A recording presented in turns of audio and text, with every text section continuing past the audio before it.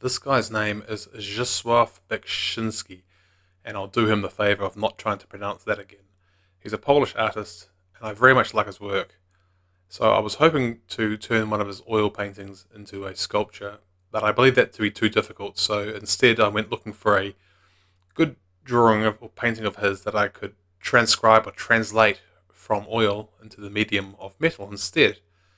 So in order to do that, I had to find something that sort of had a good amount of contrast, wasn't too complicated, and I really liked his. He's got this recurring motif of using sort of horse or cow in many of his um, works, and this next one is the one I chose. It's got a plain background, which suits me, and it's got a lot of contrast, and it's not too complicated or detailed or fiddly.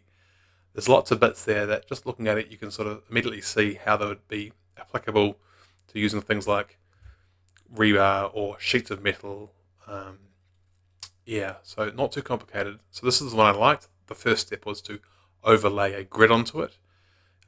The reason is that I can then overlay a similar grid onto my metal, and then I can sort of do a paint by numbers type of thing to at least do the outline, because I sure as heck can't draw. My workflow was to follow these grid squares from the top left all the way to the bottom right, working my way across. So I'll just copy what was on the computer onto the piece of metal, which is a little bit soulless if you think about it, but as I say, I can't draw, and it got done in the end, and it's kind of a minor part, the outline of the beast. So after the outline was done, I was able to use the plasma cutter to cut that out. Notice there are no legs nor head for this, and that's just because they took up too much space on my sheet of metal, so I added them in later with offcuts. And after welding them, I cleaned up the mill scale by brushing on some hydrochloric acid. It's really good at removing mill scale, but be super careful if you're going to do this. Notice how carefully I'm brushing it to avoid flicking it everywhere, because it will melt your clothes and give you painful little blisters, I guess, if you get it onto your skin. Anyway, let's take a break from the foreground and I'll show you how the background of the canvas was made. This is a 1 meter by 1.2 meter sheet of cold rolled steel, 1.6 millimeters thick. It's just mild steel. And here's the frame I'm going to put around it. It's just angle iron. So after fitting this in, I found that it would sort of oil can, which means pop inwards and outwards inside the frame. So I had to be reinforced after I'd done that. So here's a bit of tubing, and then after welding it, of course, it left a bit of heat marks. So I cleaned that up with a flat disc, which made its own sort of mess. So I sanded that down, and then I was able to trace the outline of the beast onto the canvas. And after that had been done, I drilled a series of holes into the canvas where the beast is going to be sitting. The idea being that these holes will give me access from the rear where I can to weld the beast to the canvas. I don't want to have the welds visible on the work, so I have to weld from the back, and these holes will give me access.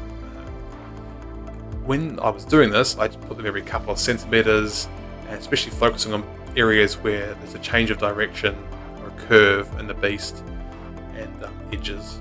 Now, I'm not wanting to put them too close to the edge, because otherwise the burn marks would show through. So I cleaned that up, and here I am just spraying some black spray paint onto the frame to protect it, and then some clear coat of spray paint to prevent the mild steel canvas from rusting. Of course, if I'd used stainless steel here, this wouldn't have been a requirement. So the beast, I've sort of drawn on some rough strokes of where some of the bigger bits of metal should go, some of the sort of ribs, some of the most prominent bits from the original material, and just bending it around a little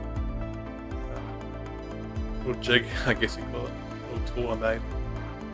Starting with these big bits of metal for the rough strokes of the image was the right idea, but as I progressed it got more difficult. The artist he's using oil and paint, and he can do whatever the heck he wants. He can create impossible shapes and designs, like Mobius strip types of thing. But I can't do that. I had to. I'm just constrained by the laws of physics, damn it, and I had to make a few changes to his original design.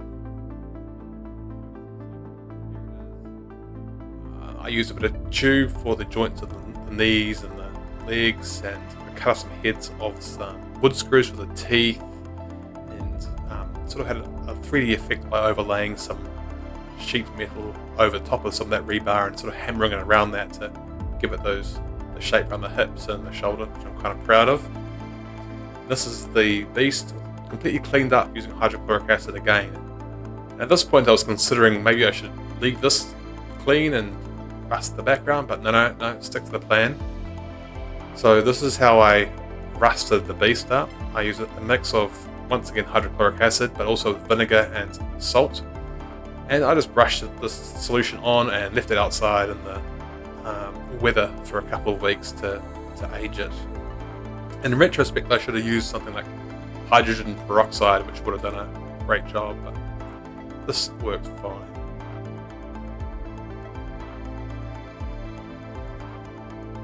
This is the rusty result. Notice how the plates on the shoulder and hip are not as rusted as the rest, and that's because I went over those bits with a bit of sandpaper and just wiped off some of the rust, brushed it off, because this more closely matches the original image and it gives it a bit more contrast. It's quite nice. On the home straight now, just making sure it all fits. It has to be flush at the legs at the bottom, and luckily it was. I forgot to record the attaching of the beast to the canvas with the plug weld to the back, but all you're really missing is a bunch of swearing and cursing. This is how I hung it. I made some French cleats out of some scrap wood. Et voila, c'est fini. I'm very happy with the way it ended up. I very much like the contrast between of the hips and the shoulders, and the eye as well. There's some raw metal. It's pretty hard to take a photo of it, unfortunately. The reflections with the background and being bare metal. Anyway, it was a lot of fun making it. Learned heaps.